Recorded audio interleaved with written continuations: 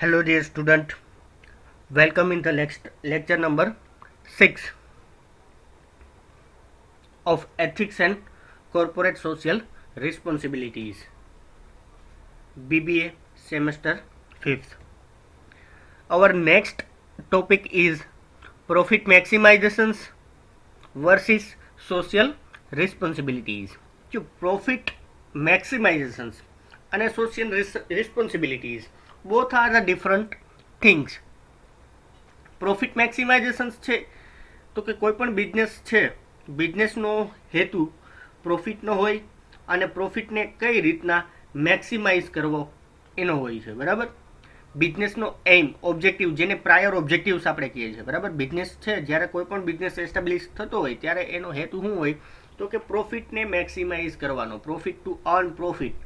અને એક વખત તમે પ્રોફિટ અર્ન કરો છો તો સ્ટેબિલાઇઝ પ્રોફિટ નહીં, પણ તમારે કન્ટિન્યુઅસલી પ્રોફિટને ઇન્ક્રીઝ કરવાનો થતો હોય છે, બરાબર. તો સાથે સાથે સોશિયલ રિસ્પોન્સિબિલિટી કોને કહેવાય આપણને બધાને આઈડિયા છે, આપણે બધાએ કોન્સેપ્ટ ઓલરેડી ડિસ્કસ કરેલા છે, બરાબર. આપણે વાત કરીએ પોઈન્ટ વાઇઝ જઈએ, આગળ વધીએ. જો by and large a strong profit motivated firm would like to behave in a socially responsible behavior once they attain their profit target. Strong profit motivated firm, profit motivated firm in the sense કે જ્યારે તમારો જે પ્રોફિટનો જે target છે, બરાબર, જે તમે target set કરો છો, તમારા પ્રોફિટને તમે અચીવ કરી લ્યો છો સોસાયટીમાં, તમે જે કંઈ પણ પ્રોફિટ મેક્સિમાઇઝેશન્સના ક્રાઇટેરિયા ડિસાઇડ કરેલા છે એ ડિસાઇડેડ ક્રાઇટેરિયા મુજબ તમને પ્રોફિટ મળે છે, અચીવ કરી લ્યો છો, બરાબર. તો આ પછીના સિનારીઓની વાત કરેલી છે. Would like to behave an socially responsible behaviour. તો આ પ્રકારે કંપનીએ શું કરવું જોઈએ પછી તો કે એક વખત એને પ્રોફિટના ટાર્ગેટને અચીવ કરી લીધા પછી સોસાયટી માટે પોતાના બિહેવિયરને રિસ્પોન્સિબલ રાખી અને કામ કરવું જોઈએ. સોશિયલી કંપની છે, આપણે બધાને ખ્યાલ છે કે જો એક કંપનીની ઉત્પત્તિ સોસાયટીમાંથી થતી હોય અને સોસાયટી માટે કંપની છે એ રિસ્પોન્સિબલ છે. કોઈ પણ ઓર્ગેનાઇઝેશન્સ છે એ સોસાયટી સાથે કનેક્ટેડ હોય, બરાબર. સોસાયટીની અંદર જ એનું ડેવલપમેન્ટ થતું હોય, એસ્ટાબ્લિશમેન્ટ થતું હોય, બરાબર, ગ્રોથ થતું હોય. તો આ બધી બાબતો છે એ સોસાયટી થ્રુ થતી હોય. ધેટ્સ વાય સોસાયટી માટે પણ એની અમુક ચોક્કસ પ્રકારની રિસ્પોન્સિબિલિટીઝ છે એ બનતી હોય, બરાબર. ઇન ડેવલપિંગ કન્ટ્રીઝની વાત કરીએ જો the crucial role and responsibilities for business in fighting against poverty and acting responsibly toward the other stakeholders of the companies such as shareholder, management, customer, competitor and public at large. Socially રિસ્પોન્સિબિલિટીની વાત કરીએ તો કે જે developing countries છે, developing countries આપણને ખ્યાલ છે કે ભાઈ ડેવલપ્ડ નેશન્સ છે, અંડર ડેવલપ્ડ નેશન્સ છે, અને જે ડેવલપિંગ કન્ટ્રીઝ છે, જે વિકાસની દિશામાં આગળ વધતા દેશો, વિકાસશીલ દેશો છે. વિકાસશીલ દેશોની અંદર ઇન્ડિયાનો પણ સમાવેશ થાય છે, બરાબર. જે ડેવલપિંગ કન્ટ્રીઝ છે એના ઘણા બધા પ્રશ્નો છે, ઘણા બધા પ્રશ્નો પેન્ડિંગ પડેલા છે, બરાબર. આ બધા પ્રશ્નોની અંદર આપણે બિઝનેસના કન્ટ્રીબ્યુશન્સને ધ્યાનમાં રાખીએ તો બિઝનેસ સારી રીતે પોતાનું કન્ટ્રીબ્યુશન્સ આપી શકે, બરાબર. Fighting against poverty and acting responsibly toward stakeholders. પોવર્ટીની અગેન્સ્ટમાં કઈ રીતના ફાઇટ કરવી, બરાબર. પોવર્ટી આપણે જોઈએ છીએ કે ભાઈ પોવર્ટી રેશિયો છે એ ડે બાય ડે ઇન્ક્રીઝ થતો જાય. અનએમ્પ્લોયમેન્ટ છે, બરાબર. એ સિવાયના ઘણા બધા બીજા મેજર ઇસ્યુઝ છે. એની અંદર તમે પોતે રિસ્પોન્સિબલી તમારું કન્ટ્રીબ્યુશન્સ કઈ રીતના આપો છો એ બાબતને ધ્યાનમાં રાખીને કંપનીએ પોતાનું કન્ટ્રીબ્યુશન્સ આપવાનું હોય. અને બીજા જે કંઈ પણ સ્ટેકહોલ્ડર્સ છે, સ્ટેકહોલ્ડર્સની અંદર શેર હોલ્ડર આવતા હોય, કંપનીનું મેનેજમેન્ટ છે, કંપનીના કોમ્પિટિટર્સ છે, કંપનીના કસ્ટમર્સ છે અને જનરલ પબ્લિક છે. આ બધાને માટે તમે કોઈને કોઈ અંશે રિસ્પોન્સિબલ છો, તો તમારે તમારી રિસ્પોન્સિબિલિટીને ધ્યાનમાં રાખવી જોઈએ, બરાબર.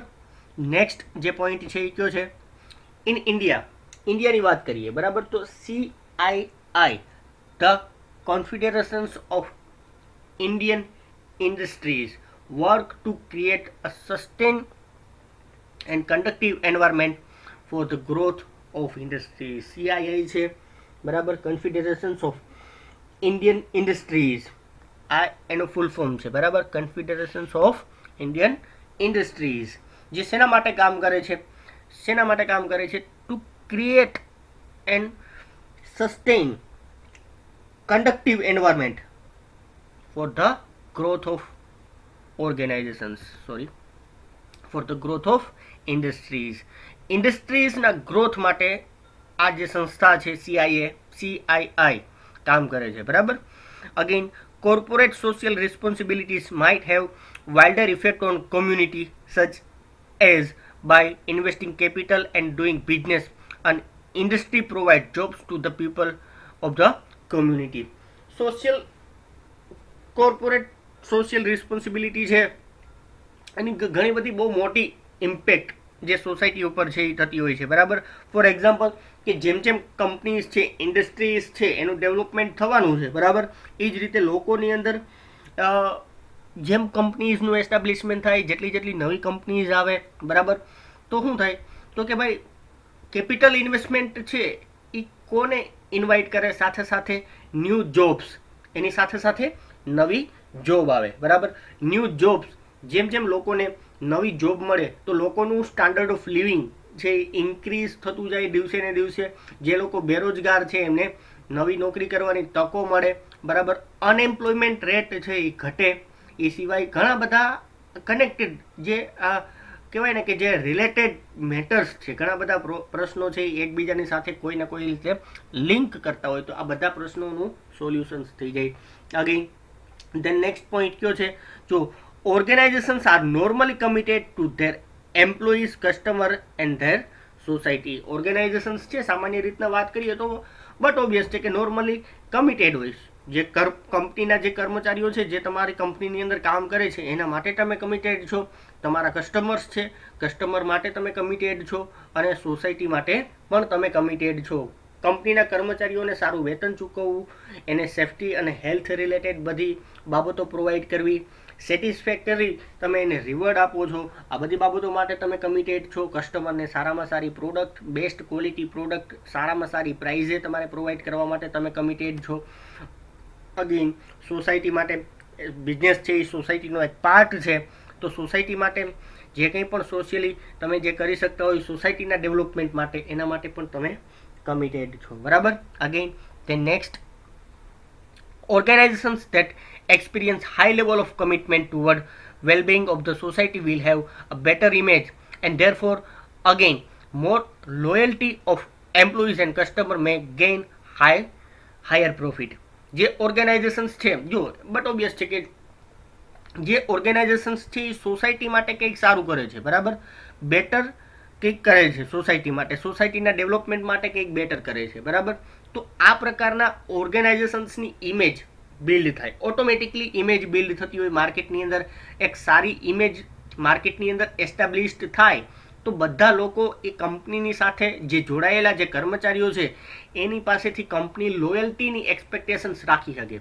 જે કર્મચારીઓ કંપની સાથે જોડાયેલા હોય, કંપનીના કર્મચારીઓને પણ એક્ઝેક્ટ આઈડિયા હોય કે કંપની છે એ સોસાયટી માટે કયા પ્રકારનું કામ કરે છે, તો કંપનીના કર્મચારીઓની લોયલ્ટી ઇન્ક્રીઝ થાય.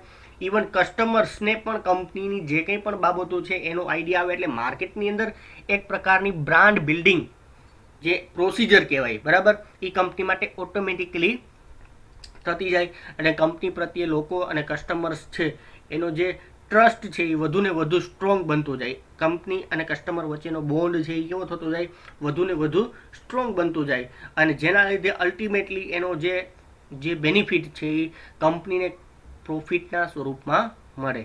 કંપનીને હાઈ લેવલ ઓફ પ્રોફિટ્સ છે એના બદલામાં એમને રિટર્ન મળે.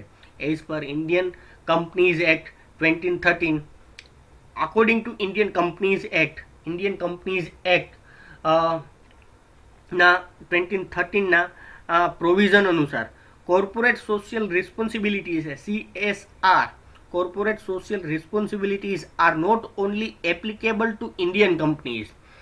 શેના માટે તો કે ભાઈ according to this act, Indian companies act, corporate social responsibilities છે એ માત્ર ને માત્ર ઇન્ડિયન કંપનીઝ માટે જ એપ્લિકેબલ નથી, પણ જે બ્રાન્ચીસ છે, જે ઇન્ડિયન કંપનીની જે કોઈ પણ બ્રાન્ચીસ છે, ઓફિસીસ છે કે જે આઉટસાઇડ ઇન્ડિયા જે છે, બરાબર, એના માટે પણ એપ્લિકેબલ છે. મોરઓવર થિંગ્સ કે જે કંઈ પણ ઇન્ડિયન કંપનીઝ ઇન્ડિયાની અંદર ઓપરેટ થાય એના માટે પણ CSRના ક્રાઇટેરિયા છે એ લાગુ પડે છે. અને જે કંઈ પણ બ્રાન્ચ અને ઓફિસીસ છે આઉટ ઓફ ઇન્ડિયા છે, બરાબર, તો એના માટે પણ સેમ ક્રાઇટેરિયા છે સોશિયલ રિસ્પોન્સિબિલિટીઝના લાગુ પડે છે, બરાબર. એઝ પર ધ એક્ટ, જેમ એક્ટ છે એના મુજબ જે companies are required to spend 2% of their net profit on corporate social responsibilities.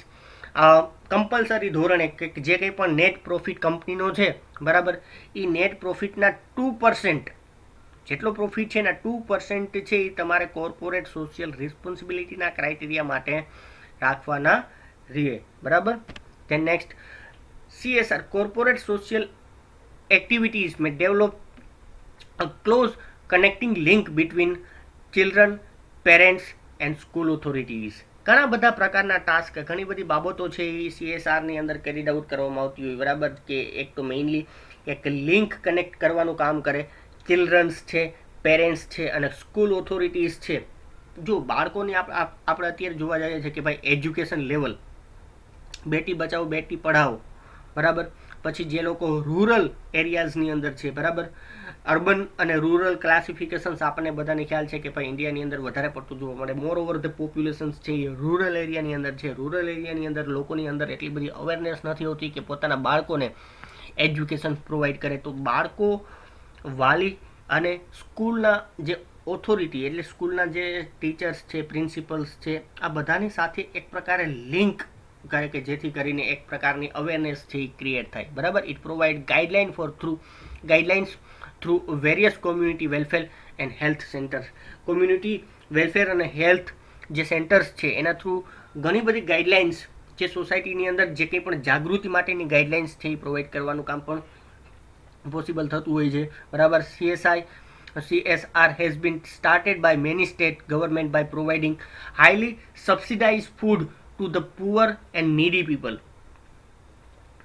ઘણા બધા સ્ટેટની અંદર જે કોર્પોરેટ સોશિયલ રિસ્પોન્સિબિલિટી છે એના ક્રાઇટેરિયાને ધ્યાનમાં રાખી અને જે લોકો જરૂરિયાતમંદ છે, બરાબર, જે લોકો ગરીબ લોકો છે, બરાબર, એવા લોકોને જેની ખરેખર જરૂરિયાત છે એવા લોકોને બહુ ઓછી કિંમતે ફૂડ પ્રોવાઈડ કરવાનું કામ પણ આ જે ફંડ છે, આ જે કંઈ કલેક્ટેડ ફંડ છે એના દ્વારા કરવામાં આવતું હોય છે. ઇન ગુજરાત આપણે વાત કરીએ તો ગુજરાતની અંદર જે ગવર્મેન્ટ કેન્ટીન છે, બરાબર, જે મીલ ઓફર કરે લેબર માટે, જે લેબરર્સ છે એના માટે 10 રૂપિયામાં, માત્ર 10 રૂપિયાની અંદર અમદાવાદની અંદર છે, બરાબર.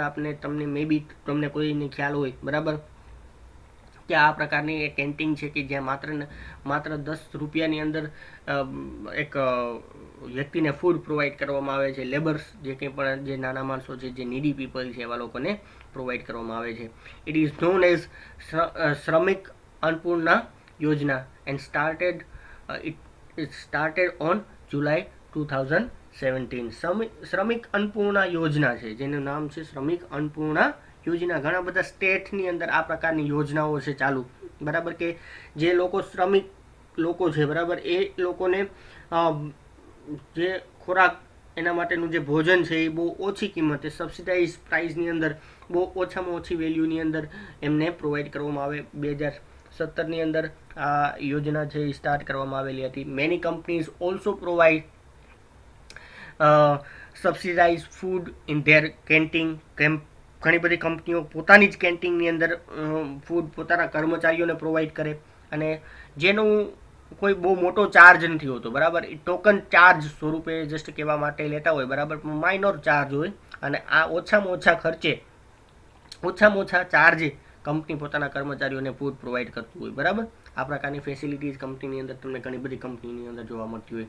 અને ચેકઅપ પ્રોગ્રામ, કંપનીના જે કર્મચારીઓ છે એની હેલ્થને રિલેટેડ ઘણા બધા ચેકઅપ પ્રોગ્રામ્સ છે એ કેરીડ આઉટ કરવામાં આવતો હોય કંપનીઓની અંદર, જે રેગ્યુલરલી અમુક સમયના અંતરે કંપનીના કર્મચારીની હેલ્થ રિલેટેડ કોઈ પણ બાબતો છે તો એના રિલેટેડ અમુક પ્રોગ્રામ્સ કંપની ઇન્ટરનલી કંપનીની અંદર જ અરેન્જ કરે કે જેના થ્રુ કંપનીના કર્મચારીઓને એની ટ્રીટમેન્ટ મળી રહે. અગેન જો એટ ધ એન્ડ આપણે લાસ્ટ જે પોઈન્ટ છે એની વાત કરીએ. At the end it can be summarized that a person responsible for providing programs and taking responsibilities of implementing various CSR scheme would possess quality of true Vaishnavism. આપણે વાત કરીએ ને તો સિમ્પલી મારે તમને કેવું હોય તો કે જો જે ખરેખર હકીકતની અંદર જે કંઈ પણ રિસ્પોન્સિબિલિટી જે સ્વીકારે છે, બરાબર, કે કયા પ્રકારની રિસ્પોન્સિબિલિટી સ્વીકારે છે, કે જે કોર્પોરેટ સોશિયલ રિસ્પોન્સિબિલિટી છે એના પ્રોગ્રામને ઇફેક્ટિવ મેનરની અંદર ઇમ્પ્લિમેન્ટ કરવા માટેની જે રિસ્પોન્સિબિલિટી જે વ્યક્તિ સ્વીકારે છે એ વ્યક્તિ ખરેખર મેનરની અંદર એક સાચા વૈષ્ણવજનની ક્વોલિટી છે એ પજેસ કરે છે, બરાબર. આ વૈષ્ણવજન ઇન ધ સેન્સ કે પ્રેયર બાય નરસિંહ મહેતા, ગુજરાતી સંત છે નરસિંહ મહેતા, આપણે બધાને ખ્યાલ છે. એના દ્વારા જે એક પ્રેયર, એક પ્રકારે ભજન છે, બરાબર, કે જે એની લખેલું છે, એની ગાયેલું છે, બરાબર. વૈષ્ણવજન, તો વૈષ્ણવજન કોને કહેવાય? તો કે જે વૈષ્ણવજન છે, જે લોકો જે બીજાના pain, knows the pain of others, જે લોકો બીજાના પેઇનને ઓળખી શકે, બરાબર. ડઝ ગુડ ટુ અધર્સ, જે બીજાના માટે કંઈક સારું કરવા માગતા હોય, જે બીજાના માટે કંઈક સારું કરતા હોય, બરાબર. Letting pride and enter his mind, without letting pride and enter his mind. કોઈ પોતાના જે આપણે જો કહેવાય ને કે માણસનું મગજ કેવું હોય કે ભાઈ જનરલી તમે કંઈક સારું કામ કરો એટલે તમને એક પ્રકારે ગર્વ આવી જાય કે નહીં મેં આટલું કામ કર્યું છે. તો આ પ્રકારની કોઈ પણ ભાવના પોતાના માઇન્ડમાં રાખ્યા વગર ડઝ નોટ સ્પીક લાય ઓફ અધર્સ, જે બીજાની સામે કોઈ વખતે ખોટું ન બોલે. રિજેક્ટ ગ્રીડ, જે લાલચ છે એને રિજેક્ટ કરતો હોય, જેની અંદર લાલચ ન હોય, બરાબર. આ બધા પ્રકારના ગુણ છે કે જે વ્યક્તિની અંદર હોય, બરાબર, એને શું કહેવાય? ટ્રુ વૈષ્ણવજન કહેવાય. અને ટ્રુ વૈષ્ણવજન છે એ વ્યક્તિ છે, બરાબર, એની અંદર આ પ્રકારની ભાવનાઓ હોય. અને જે આ પ્રકારની ભાવનાઓ પજેસ કરે છે, બરાબર, જે આ પ્રકારની ક્વોલિટીઝ છે એ પજેસ કરે છે, બરાબર, એ જ જે કોર્પોરેટ સોશિયલ રિસ્પોન્સિબિલિટીઝ અંતર્ગત આવતી જે કંઈ પણ બાબતો છે, જે કંઈ પણ પ્રોગ્રામ્સ છે ને ઇફેક્ટિવ મેનરની અંદર ઇમ્પ્લિમેન્ટ કરવાની એબિલિટી ધરાવતા હોય, બરાબર. જે કંપની છે, જે કંપનીના જે ઓથર્સ છે, જે કંપનીના જે હેડ ઓફ ધી ડિપાર્ટમેન્ટ્સ છે, એની અંદર આ પ્રકારનું થિંકિંગ હોય, એની અંદર આ પ્રકારની ભાવના હોય, ત્યારે જ ઇફેક્ટિવલી એ પોતાના જે કંઈ પણ પ્રોફિટના ક્રાઇટેરિયામાંથી 2% પ્રોફિટ છે એ કોર્પોરેટ સોશિયલ રિસ્પોન્સિબિલિટીઝના જે ફંડની અંદર અલોકેટ કરે, કે જેથી ઘણા બધા એવા સોસાયટી માટેના કાર્ય જે થઈ શકે, પોસિબલ બની શકે, બરાબર. ઓકે, તો આ અપ ટુ ડેટ જો અહીંયા સુધી આપણે જે ડિસ્કસ કર્યું, આ તમારું યુનિટ અહીંયા સુધીનું છે. આટલા પોઈન્ટ તમારા યુનિટની અંદર કન્સિડર કરેલા છે. આ બધા પોઈન્ટને તમે તમારી પીપીટી જે હું તમને પ્રોવાઈડ કરું પીપીટીમાં વાંચી લેજો. જ્યાં કંઈ પણ તમને ન સમજાતો હોય કોઈ પોઈન્ટ તો તમે એક વખત પાછું રિફર કરી લેજો, 2 વખત જોઈ લેજો, બરાબર. આપણું રેકોર્ડિંગ છે એ હંમેશા માટે તમારી પાસે અવેલેબલ રહેવાનું છે. એટલે એક લેક્ચર છે તમારી પાસે ટાઈમ હોય એની ટાઈમ તમે કોઈ પણ સમયે જોઈ શકો છો. તમારી અનુકૂળતા મુજબ તમે જ્યારે પણ ફ્રી હોય ત્યારે લેક્ચર્સ જોઈ લેવો. આખો યુનિટનો જે કંઈ પણ બહુ જાજો નથી, આપણે 20 મિનિટ 25 મિનિટ કોઈ લેક્ચર્સ છે આપણો 30 મિનિટનો હોય છે. એનાથી વધુ સમયનો લેક્ચર્સ નહીં હોય, વધારે પડતું બોરિંગ ડિસ્કશન નહીં હોય. પોઈન્ટ ટુ પોઈન્ટ જે કંઈ પણ ડિસ્કશન્સ છે એ આપણે કરવાનું છે, બરાબર. એટલે અનનેસેસરી કોઈ પણ બાબત જે આ 20 મિનિટ 30 મિનિટનો જે કંઈ પણ સેશન્સ છે એની અંદર તમને ક્યાંય જોવા નહીં મળે. એટલે પ્લીઝ મહેરબાની કરી અને બધા જે સ્ટુડન્ટ છે એ આ લેક્ચર સિરીઝને ફોલો કરજો. એક લેક્ચર નથી, જે કંઈ પણ સિક્વન્સ છે, લેક્ચર 1, લેક્ચર 2, લેક્ચર 3, એવી રીતે આપણે આ લાસ્ટ લેક્ચર છે તમારા યુનિટનો. હવે નેક્સ્ટ જે બીજા યુનિટની આગળ આપણે વાત કરીએ. Up to that, thank you everyone.